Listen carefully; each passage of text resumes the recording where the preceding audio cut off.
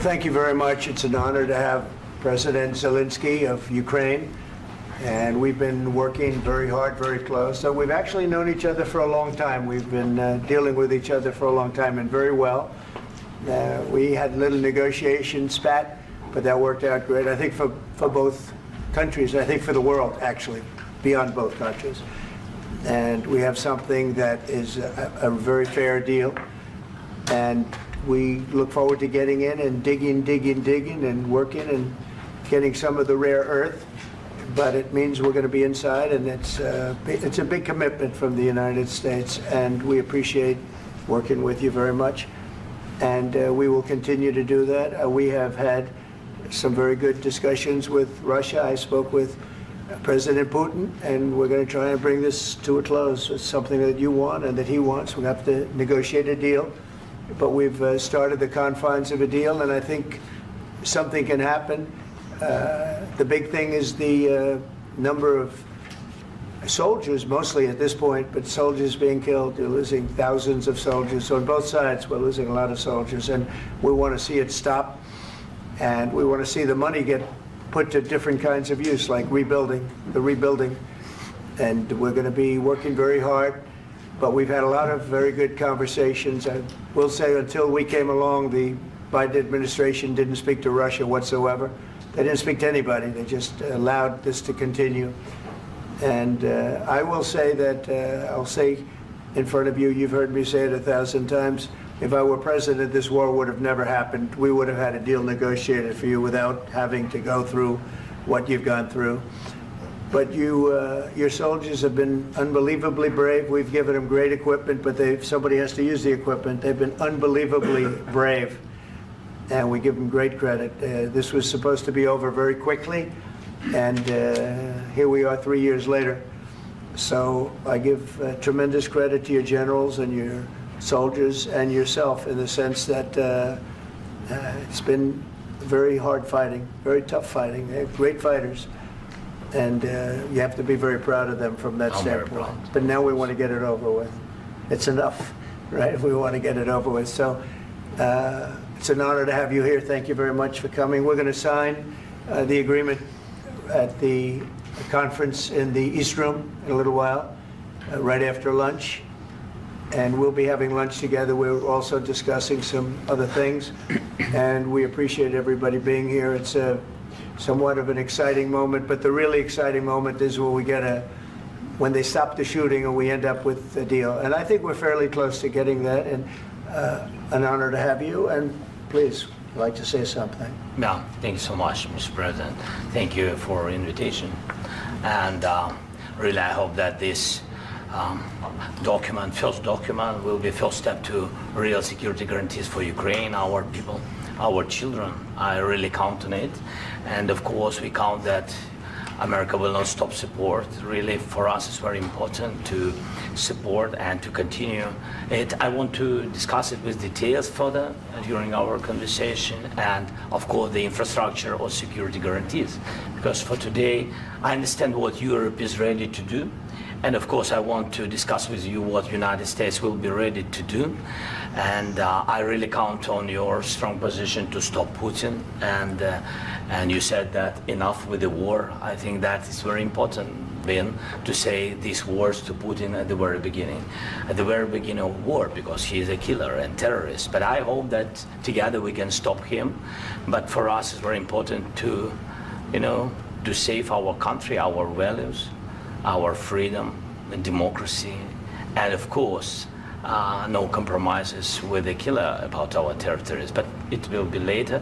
And of course, what I wanted, we spoke about it by phone with you about the drones production. We have very good drones production. I think the best one in the world for today because of the war.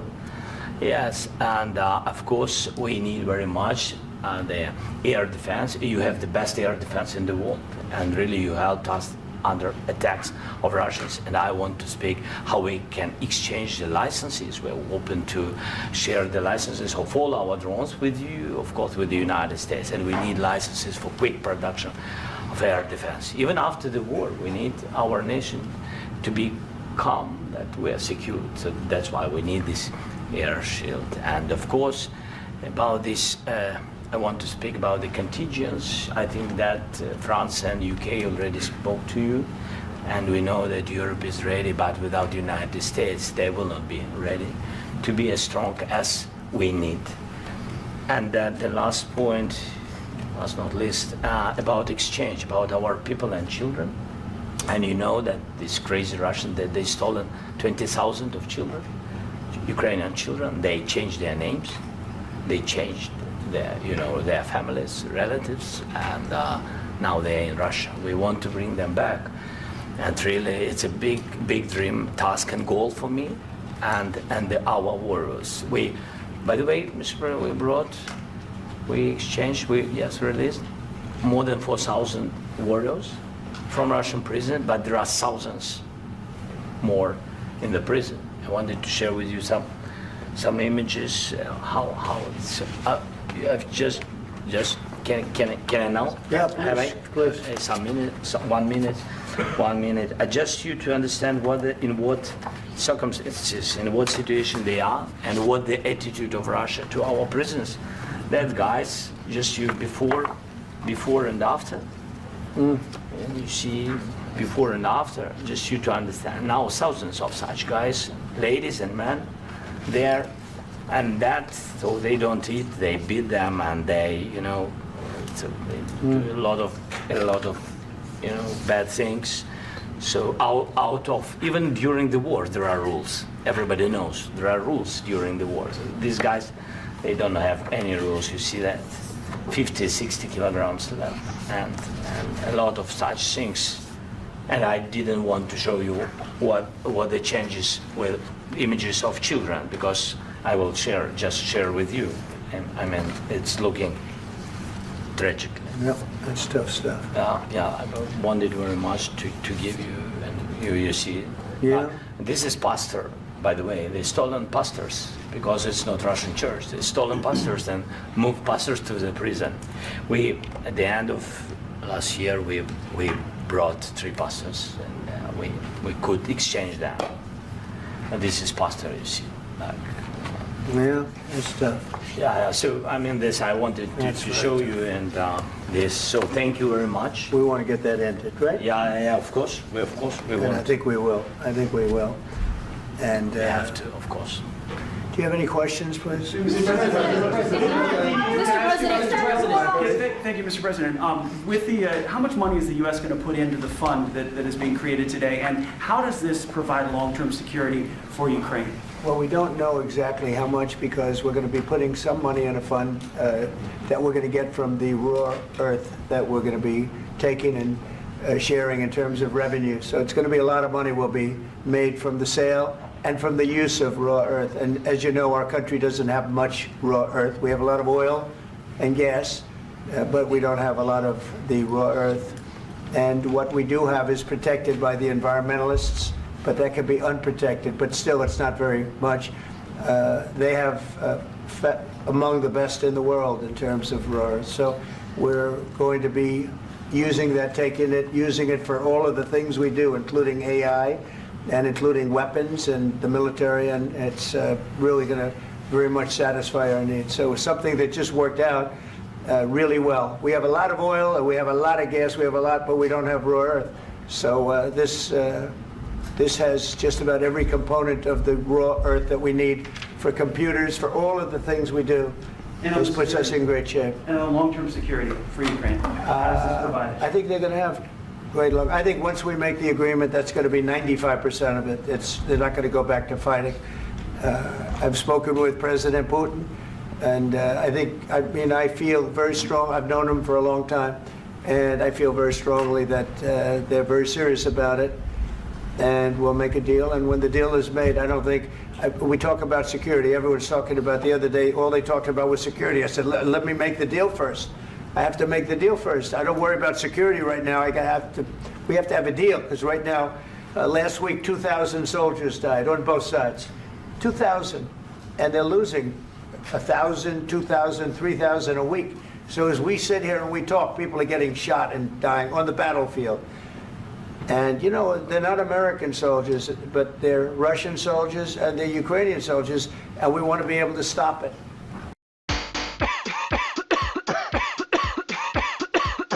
Got a cold? Gotta keep going? Gotta go with Alka-Seltzer Plus Severe Cold and Flu Medicine. It works. It's fast. It works fast. Fast cold and flu relief that quickly dissolves in water. When you gotta keep going, you gotta go with Alka-Seltzer Plus Effervescent Tablets. Don't have water available? Prefer a chewable? Try Alka-Seltzer Plus Cold and Flu Fizzy Juice. Use as directed. And we want to be able also to spend money on other things. We don't want to, this is a tremendous amount of money. And what the Biden administration did was terrible. They were giving money, but he had no security on the money. Europe, as you know, gave much less money, but they had security. It was in the form of a loan. They get their money back, and we didn't. And now, at least we're protected because the American taxpayer has to be protected too. But this is an incredible agreement for Ukraine, because we have a big investment in their country now, and what they have, very few people have. And we're able to really go forward with very, very high-tech things and many other things, including weaponry that we're going to use in many locations, but that we need for our country. Mr. President, This allows us to do that. will you continue I'm sorry. sending military aid? Yes, go ahead, please. If I can just, yes. In the document, there is one of the very important points if we speak about business and investment. We never had LNG terminals in Ukraine. This document will open. I mean, the next documents, but anyway, here we see in the framework, we see a really goodwill for this. LNG terminals for us is very important, and I think for security of European continent. We have the biggest storage, gas storage. We have the biggest in Europe. Yes, yes, and we can use it. Use it for LNG. Use it for LNG, and we will do it. And really, we can help Europe because Europe really helped. President Trump said that they made less support, but they are our friends and they are our very supportive partners. They really gave a lot, Mr. President. They did. They gave a lot, but they gave much less. No. Much less. No. No. No, not you. No. Okay. Okay.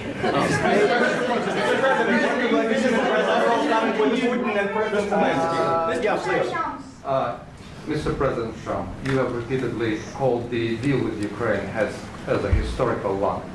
And as a President of the United States, you make historical decisions in other issues which affect America and other world. So what place in the world history do you want to take?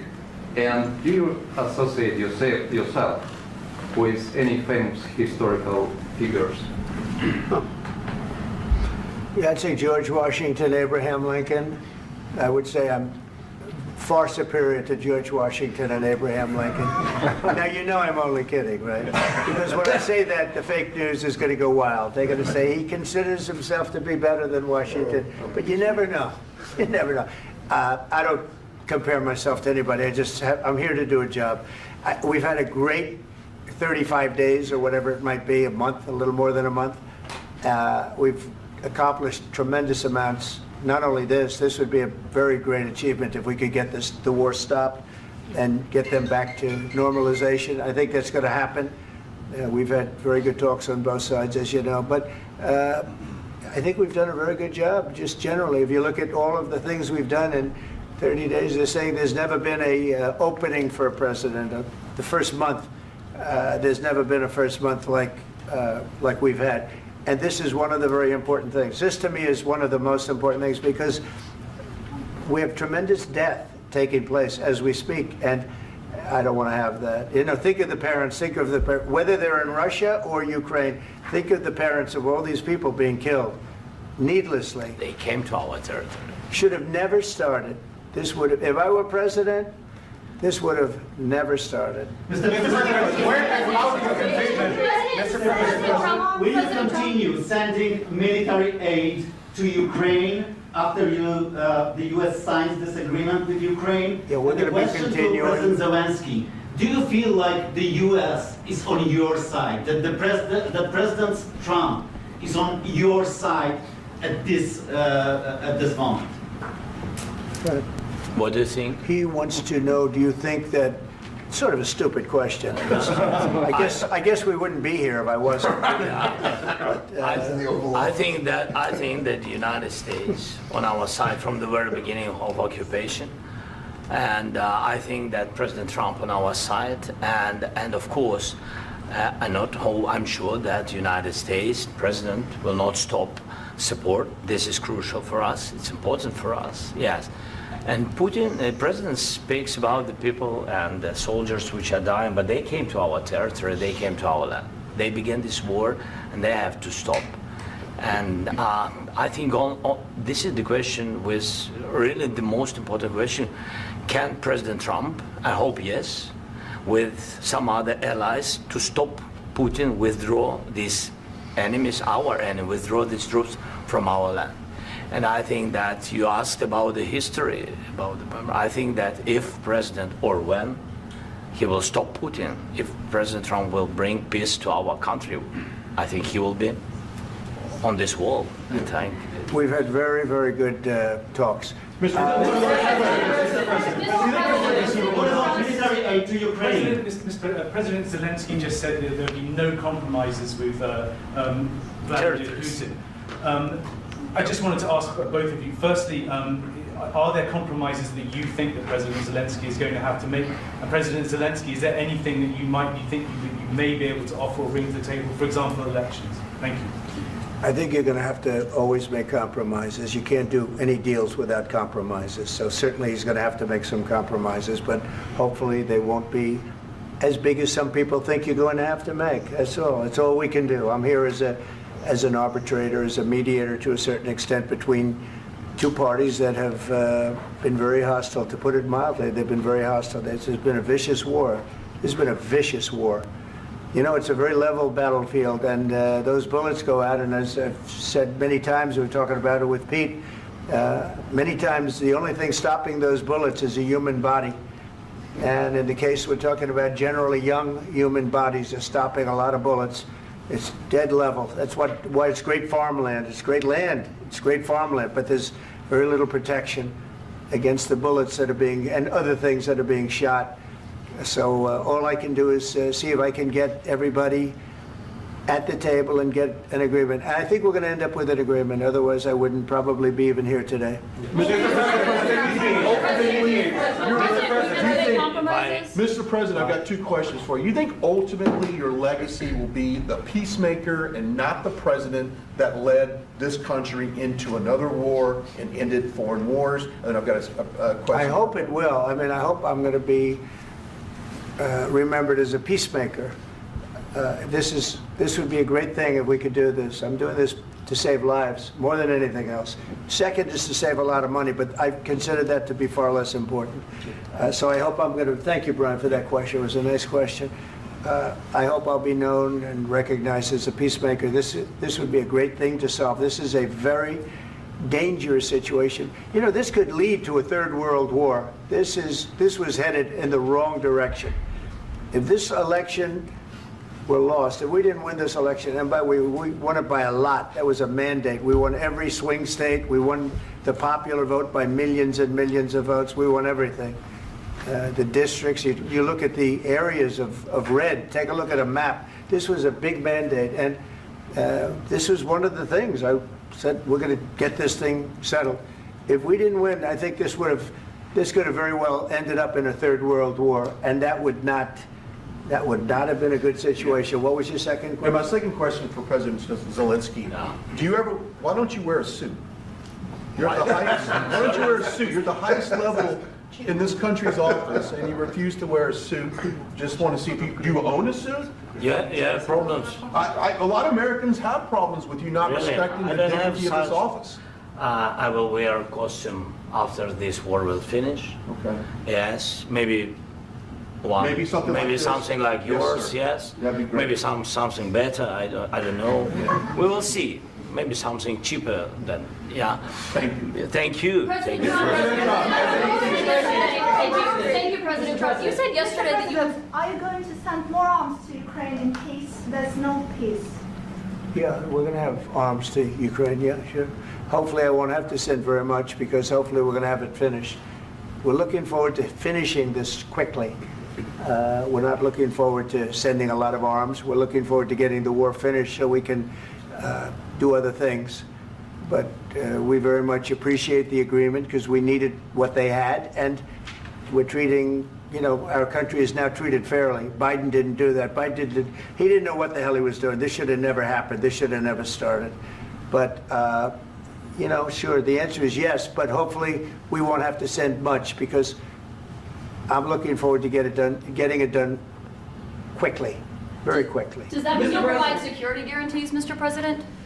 I don't want to talk about security yet because I want to get the deal done. You fall into the same trap like everybody else. A million times you say it over and over. I want to get the deal done. Security is so easy. That's about 2% of the problem. I'm not worried about security. I'm worried about getting the deal done. The security is the easy part. Security is very nice. Everybody stopped shooting. And now will Europe put people there? I know France is going to. I know the UK is going to. I know other countries are going to, and they happen to be right next door. We haven't committed, but we could conceivably. We have security in a different form. We'll have workers there digging, taking the raw earth so that we can create a lot of great product in this country. So in that sense, you have something, but we haven't determined that yet. I will say, in speaking to France and in speaking to, and they were here, as you know, last week and just the other day, they have committed to a lot of security. I don't think you're going to need much security. I think once this deal gets done, it's over. Russia's not going to want to go back, and nobody's going to want to go back. When this deal ends, I really believe this deal is going to be over. Question? Please go ahead. Go ahead. Thank you, Mr. President, thank you. You had Mr. Macron and Keir Starmer at the White House this past week, both of whom praised your courage and conviction to lead the pathway towards peace. Yes. Part of that involved, though, re-engaging Russia in diplomatic relations, something that previous leaders lacked the conviction to do so. What gave you the moral courage and conviction to step forward and lead that? Well, I love this guy. Who are you with? One American News, sir. Well, that's why I like him. One American News does a great job. I like the question. I think it's a very good question. It's a pathway to peace. It's a pathway to getting something solved. And I feel that as the head of this country, I have an obligation to do that. Plus, we're very much involved. We got involved. It's too bad we got involved because there should have been no involvement because there should have been no war. And there shouldn't have been October 7th. That would have never happened. As you know, Iran was broke. They had no money to give to Hezbollah. They had no money to give to Hamas. They were stone cold broke. And then under Biden, they became rich as hell. They went from no money to $300 billion in a period of 4 years. And they gave a lot of that money away, and you see what happened. And that's a real mess also that we hope to be able to solve. But no, I appreciate your question very much. I feel I have an obligation to try and do something to stop the death. If I can answer. Yes, if I can answer. Please, sorry. Please. And I do like your clothing, by the way. Yeah, really? Even though I think he's a great guy, by the way. But I don't know if you two like each other. But you know what?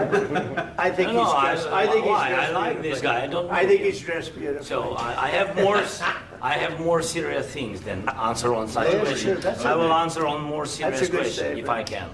Yeah. So please, about security guarantees and about just ceasefire. We can't just speak about ceasefire and speak. It will not work. Just ceasefire will never work because I'm like the president.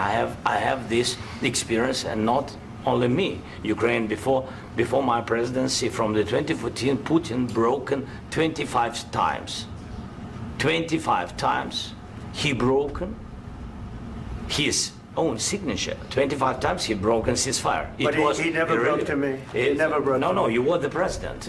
You were the president during. He never broke to me. In 2016, you've been the president, Mr. President. You've been the president, but he had, of course, not with you, but he had during those periods. He had conversations with our side, and we had Normandy format. The France, Germany, Ukraine, and Russia, and he broken 25 times. That's why we will never accept just ceasefire. It will not work without security guarantees. Security guarantees, maybe President is right about this document and other, but this document is not enough. Strong army is enough because his soldiers afraid, Putin's soldiers afraid of our soldiers when we're strong enough. If we are not strong enough, if we are empty, if our storage is empty, we can't defend our land. Today, you know, I paid for my own college, so I knew I'd have to start accumulating a lot of money, paying student loans, paying rent. There wasn't much left over. Every month I put whatever I could into Wealthfront. It does the work for me. I don't have to worry about picking stocks or making sure that I'm getting the highest interest rates on the market. I have these automated mechanisms that save for me and take care of retirement for me. If I send my money to Wealthfront, I know that it's being taken care of. It's my all-in-one financial advisor app. He knows that we have all the world knows that we have meeting, yes? Why he's using ballistic? Putin today using ballistic on our hospitals, schools, and etc. Ballistic. So he knows that we are here and that President Trump is really have goodwill to stop this war. And you hear now the president. So why he's using? So he doesn't want to stop. He doesn't want. But I hope that we will do it. Really, we'll do it. Security, when we speak about security guarantees, when the Europeans are ready for contingents, they need USA backstop. If there will not be United States, we will not never have any contingents, strong contingents from the Europeans, because they don't want to divide alliance, connection between the United States and the main and strongest ally and Europeans. And this is crucial, this is important. That's what we want to speak about very much. This is very important. And air defense. So air defense, really, we have big deficit with all these systems, and we need to provide this. We need it very much. Otherwise, Putin will never stop, and will go further and further. He doesn't want. He hates us. You know, it's not about me. He hates Ukrainians. He thinks that we are not a nation. He thinks, and he shared these thoughts. I think maybe with your team also. I don't know, but with all the Europeans, in media, official and not, he always said that there is no such country, such nation, such language, and such life like Ukrainian. No, he really doesn't respect all the Ukrainians, and he wants to destroy us. And you are right, Mr. President. That's 2%. This document, maybe other documents, it's a very good start, very good, but it will not enough to stop this person. Should Russia pay to rebuild Ukraine? Mr. President, under these Should Russia pay to rebuild Ukraine? They have to pay. This question. This is the rule. This is the rule of the war. This is the rule of the war. During all the centuries, all the history, this is the rule of the war. Who began, those pay. Do you agree? This is the rule. Putin began this war. He has to pay all money for innovation. He has to pay. Of course, some Russian assets, what we have in Europe, about 300 billions, we can use them. We can use for innovation and buy military support from the United States also. We can do it, but it's not enough. It's not enough. President, under these circumstances, do you envision a trilateral summit with Putin and President Zelensky? Wait 1 second. I asked this question that you didn't like because I wanted to know if you want to position yourself in the middle between Russia and Yes. Ukraine, or on the Ukraine side. No, I'm in the middle. I want to solve this thing. I'm for both. I want to get it solved. And it's wonderful to speak badly about somebody else, but I want to get it solved. If we can solve it, great. If we can't solve it, they're going to have to fight it out, and who knows what's going to happen. But I want to see it get solved. May I follow up? One more question about U.S. troops in Europe. After Russian invasion of Ukraine, your predecessor sent additional troops to Eastern Europe, including Poland, my country. Yeah. Are you committed to keeping these troops on the eastern flank of NATO in the future? I'm very committed to Poland. I think Poland has really stepped up and done a great job for NATO. They, as you know, they paid more than they had to. They are one of the finest groups of people I've ever known. I'm very committed to Poland. What about Baltics? Poland's in a tough neighborhood, you know. What about the Baltics? The Baltics, they got a lot of, it's a tough neighborhood too, but we're committed. We're going to be very committed, and we're committed to NATO. But NATO has to step up, and the Europeans have to step up more than they have. And I want to see them equalize, because they are in for far less than we're in, and they should be at least equal. You understand that? Why is the United States, we have an ocean in between, why is the United States in for so much more money and other things as Europe? With that being said, and as you said, they've also been obviously very helpful, but we have put in far more than they have, and I think they should equalize. Mr. President, Please go ahead. Ask you about the agreement again today. What changed between the first time that Secretary Vance gave President Zelensky the agreement and today for the signing? We made a deal. So what was the deciding factor? I'm a business person. We made a deal. That's what changed. Mr. President, I didn't think we were going to make a deal, and we ended up making the deal, so that changed. Mr. President, what and how do you envision a trilateral summit with President Zelensky and Putin? I don't know, but well, they don't like each other, I can tell you that. Okay? They do not like each other. This is not a love match, and it's unfortunate. That's why you're in this situation. The United States should not have allowed this to happen, okay? The United States, run by a man that didn't know much, I'm going to be very nice, run by an incompetent person, very incompetent person, should never have allowed this to happen. I've stopped wars. I've stopped many wars. My people will tell you, I stopped wars that nobody ever heard about. I stopped wars before they ever started. You can look at some of, I could give you a lot of nations that would tell you right now they were probably going to war. I could tell you right now there's a nation thinking about going to war on something that nobody in this room has ever even heard about. Two smaller nations, but big, still big. And I think I've stopped it. But this should have never happened. Mr. President, Sorry, just a second. About any negotiations. First of all, I want really to tell you, and I think that everybody understands that Ukraine, modern Ukrainians, nobody wants to stop this war. But at the future, any negotiations, it's understandable that two sides of the war, not Russia and the United States, because this is not the war between Russia and the United States. This is war of Russia against Ukraine and Ukrainian people. So these two sides will be at the will be at the negotiation table. Then of course United States, like the strongest partner of the Ukraine, and of course Europe. I think Europe is very important. I want to speak about it with the president. Yes, Europe is very important for us because we really defend Europe for today. All Europeans really recognize that we are defending the line, and they have real life, and our people are dying. That's why they helped us. And also, it's about the NATO. Yes, between, like the president said, you have big, nice ocean. Yes, between us. But if we will not stay, Russia will go further to Baltics and to Poland, by the way. But first to the Baltics. It's understandable for them because they've been in the USSR. You know, they've been one of the republics of the USSR, and Putin wants to bring them back to his empire. It's a fact. And when he will go there, if we will not stay, you will fight. Your American soldiers, it doesn't matter, do you have ocean or not, your soldiers will fight.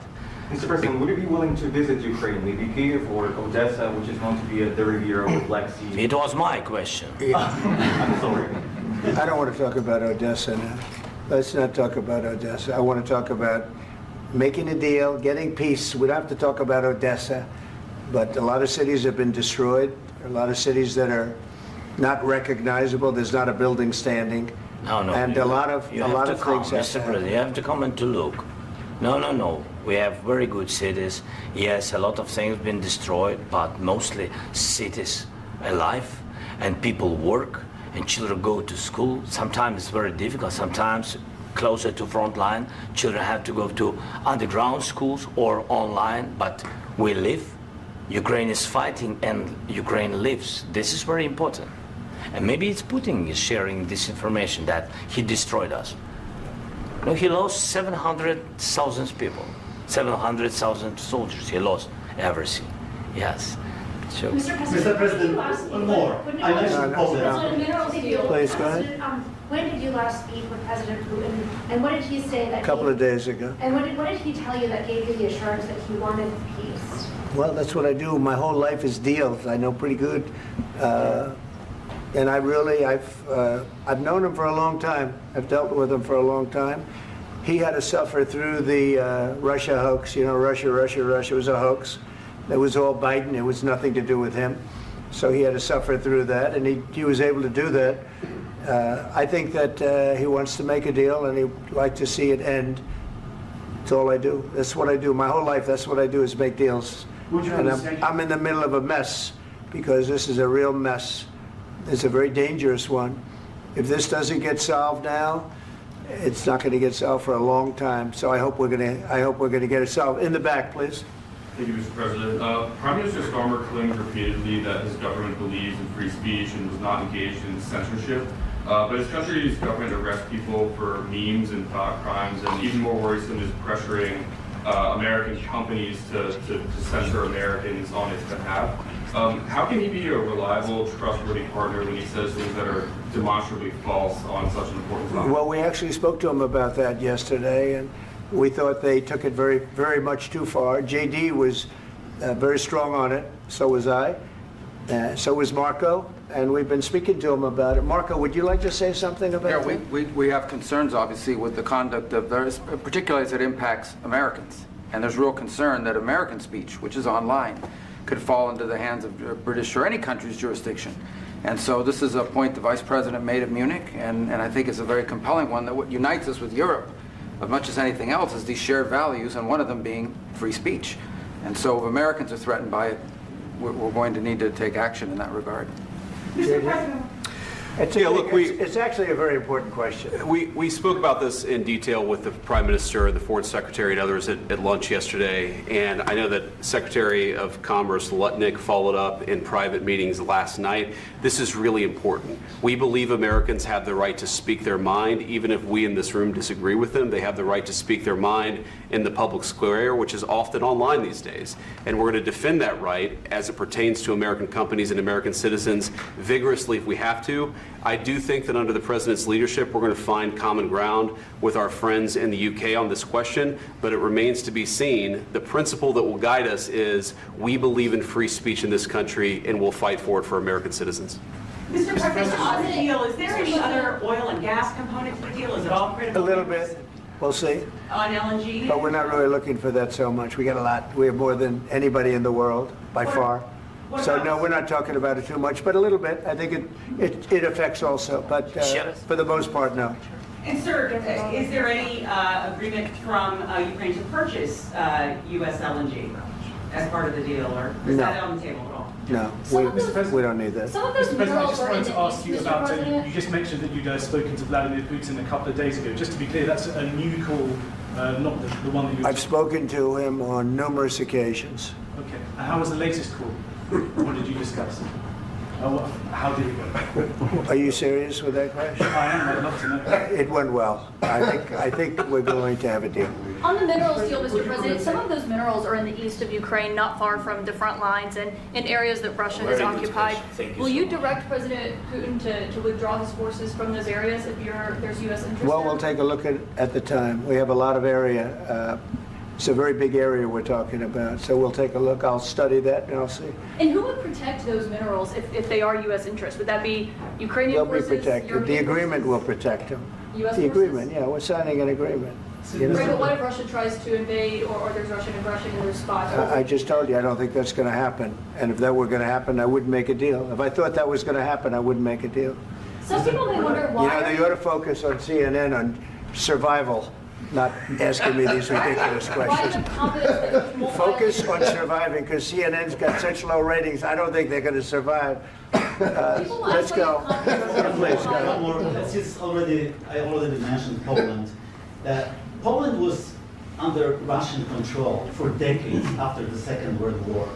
When I was a kid, I looked at the United States not only as a most powerful country, richest country in the world, the country that has great music, great movies, great muscle cars, but also as a force for good. Do you, and now I'm talking with my friends in Poland, and they are worried that you align yourself too much with Putin. What's your message for them? Well, if I didn't align myself with both of them, you'd never have a deal. You want me to say really terrible things about Putin and then say, "Hi, Vladimir, how are we doing on the deal?" That doesn't work that way. I'm not aligned with Putin. I'm not aligned with anybody. I'm aligned with the United States of America and for the good of the world. I'm aligned with the world, and I want to get this thing over with. You see the hatred he's got for Putin. It's very tough for me to make a deal with that kind of hate. He's got tremendous hatred, and I understand that, but I can tell you the other side isn't exactly in love with, you know, him either. So it's not a question of alignment. I'm aligned with the world. I want to get the thing set. I'm aligned with Europe. I want to see if we can get this thing done. You want me to be tough? I could be tougher than any human being you've ever seen. I'd be so tough. But you're never going to get a deal that way. So that's the way it goes. All right, one more question. Hey, I want to respond to this. So look, for 4 years in the United States of America, we had a president who stood up at press conferences and talked tough about Vladimir Putin, and then Putin invaded Ukraine and destroyed a significant chunk of the country. The path to peace and the path to prosperity is maybe engaging in diplomacy. We tried the pathway of Joe Biden of thumping our chest and pretending that the President of the United States' words mattered more than the President of the United States' actions. What makes America a good country is America engaging in diplomacy. That's what President Trump is doing. Can I ask you? Sure. Yeah? Yeah. Okay. So he occupied our parts, big parts of Ukraine, part of East and Crimea. So he occupied it on 2014. So during a lot of years, so I'm not speaking about just Biden, but those time was Obama, then President Obama, then President Trump, then President Biden, now President Trump, and God bless, now President Trump will stop him. But during 2014, nobody stopped him. He just occupied and took. He killed people. You know what the contact line? 2015. 2014 2014. and 2014. 2014. Yeah. So I was not here. Yeah, but that's exactly right. Yes, but during 2014 till 2022, yeah, the situation the same. The people have been dying on the contact line. Nobody stopped him. You know that we had conversations with him, a lot of conversation, my bilateral conversation, and we signed with him, me, like a new president. In 2019, I signed with him the deal. I signed with him, Macron and Merkel, we signed ceasefire. Ceasefire. All of them told me that he will never go. We signed him with gas contract. Gas contract. Yes, but after that, he broken this ceasefire. He killed our people and he didn't exchange prisoners. We signed the exchange of prisoners, but he didn't do it. What kind of diplomacy, JD, you are speaking about? What do you mean? I'm talking about the kind of diplomacy that's going to end the destruction of your country. Yes, but if you Mr. President, with respect, I think it's disrespectful for you to come into the Oval Office and try to litigate this in front of the American media. Right now, you guys are going around and forcing conscripts to the front lines because you have manpower problems. You should be thanking the President for trying to bring it into this conflict. Have you ever been to Ukraine that you say what problems we have? I have been to. Come once. I've actually watched and seen the stories, and I know what happens is you bring them on a propaganda tour, Mr. President. Do you disagree that you've had problems bringing people into your military? And do you think that it's respectful to come to the Oval Office of the United States of America and attack the administration that is trying to prevent the destruction of your country? A lot of questions. Let's start from the beginning. Sure. First of all, during the war, everybody has problems, even you, but you have nice ocean and don't feel now, but you will feel it in the future. God bless. You don't know that. God bless. God bless. You will not have a war. Don't tell us what we're going to feel. We're trying to solve a problem. Don't tell us what we're going to feel. I'm not telling you. Because you're in no position to dictate that. That's exactly what you're doing. You're in no position to dictate what we're going to feel. We're going to feel very good. You will feel influenced. We're going to feel very good and very strong. You will feel influenced. You're right now not in a very good position. You've allowed From the yourself very- to be in a from very the very bad position, beginning and he of the happens war. to be right about From the it. very beginning of the war. You're not Mr. in a good Brown, position. I You don't was- have the cards right now. With us, you start having not playing cards. cards. But right now, you I'm don't. very Yeah, you're playing serious, cards. Mr. President. You're I'm playing very cards. serious. You're I'm gambling the with the president lives in of war. millions of people. You think You're you- gambling with World War III. what you're You're speaking gambling about? with What you're World speaking War about? III. And You- what you're doing is very disrespectful to the country, this country. I'm That's with all backed respect to you your far country. more than a lot of people said very they respect. should have. Have you said thank you once this A lot entire of meeting? times. No, in this Even entire meeting, today. have you said thank Even you? today. You went to Pennsylvania and campaigned for the opposition in October. Offer some words of appreciation for the United States are of you America speaking about? and the president who's trying to save your country. Please, you think that if you will speak very loudly about the war, you He's can... not speaking loudly. He's not Yeah. speaking loudly. Your country is Can I- in big can I- trouble. can I Wait a answer? minute. No, Can you've I done a lot answer? of talking. Your country is in big trouble. I know. You're not I winning. know. You're not winning this. You have a damn good chance of we are coming out staying, okay because of Mr. us. President, we are staying in our country, staying strong from the very beginning of the war. We've been alone, and we are thankful. I said thanks You haven't in been this alone. cabinet, You and haven't not been only alone. in this We cabinet. gave you, through I this said thank stupid you. president, $350 billion. You voted we gave for you your military president. equipment, You and you voted men for are your brave, president. but they had to use our military. What about if, West if you didn't have You our invited military me- equipment, you invited if me you to didn't speak. have our military equipment, this war would have been over in 2 weeks. In 3 okay? days, I heard it from Putin. In 3 days, this is something Maybe new. less. In 2 weeks, of course, yes. It's going to be a very hard thing to do business like this. Again, I tell you. just say thank you. I said a lot of times thank you to American people. Accept that there are disagreements, and let's go litigate those disagreements rather than trying to fight it out in the American media when you're wrong. We know that you're wrong. But you see, I think it's good for the American people to see what's going on. I understand, sir. I think it's I very understand. important. That's why I kept this going so long. You have to be thankful. You don't have the I'm cards. thankful. You're buried there. Your people are dying. tell you You're again, running I low know. on soldiers. Don't- Listen, don't, please, you're running Mr. low President. on soldiers. It would be a damn good thing. Mr. And then President. then you tell us, I don't want a ceasefire. I don't want a ceasefire. I want to go and I want this. Look, if you could get a ceasefire right now, I tell you, you take it so the bullets stop flying and your men stop getting killed. Of course, we want to stop the war. But you're I saying said- you don't want a ceasefire. But I said to you, I want a ceasefire. with guarantees. Because you'll get a ceasefire faster than an agreement. Ask our people about ceasefire, what they think. That wasn't it doesn't with matter me. for you what That what wasn't this with me. means. It That was wasn't with you. a guy named Biden who was not a smart person. This That is was your- with, this that was is with your Obama. president. It was your president. Excuse me. That was with Obama, who gave you sheets, and I gave you javelins. Yes. I gave you the javelins to take out all those tanks. Obama gave you sheets. In fact, the statement is Obama gave sheets and Trump gave javelins. You got to be more thankful, because let me tell you, you don't have the cards. With us, you have the cards. But without us, you don't have any cards. One more question to Mr. Vice President. I'm sorry. It's going to be a tough deal to make, Um, because the attitudes have to change. What if Russia breaks ceasefire? What if Russia breaks peace talks? What do we do then? I understand that it's a heated conversation right now. What are you but saying? what She's if asking, Russia- what if Russia Putin breaks the ceasefire? What if anything? What if a bomb drops on your head right now? But they have Okay? broken What if they ceasefire broke it? many I don't know. They broke it with Biden because Biden, they didn't respect him. They didn't respect Obama. They respect me. Let me tell you, Putin went through a hell of a lot with me. He went through a phony witch hunt where they used him and Russia. Russia. You ever hear of that deal? That was a phony Hunter Biden, Joe Biden scam. Hillary Clinton, Shifty Adam Schiff. It was a Democrat scam. And he had to go through that. And he did go through it. We didn't end up in a war. And he went through it. He was accused of all that stuff. He had nothing to do with it. It came out of Hunter Biden's bathroom. It came out of Hunter Biden's bedroom.